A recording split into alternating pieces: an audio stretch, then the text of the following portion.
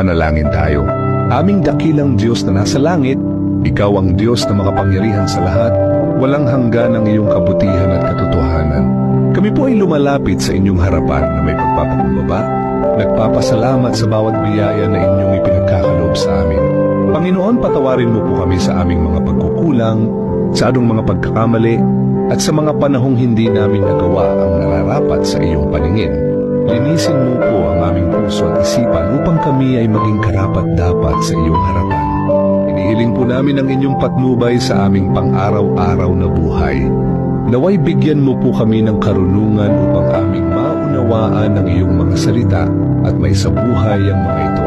Pagpalain mo po ang aming pamilya, ang aming kapwa, at ang buong bayan upang kami ay mamuhay ayon sa iyong kalooban.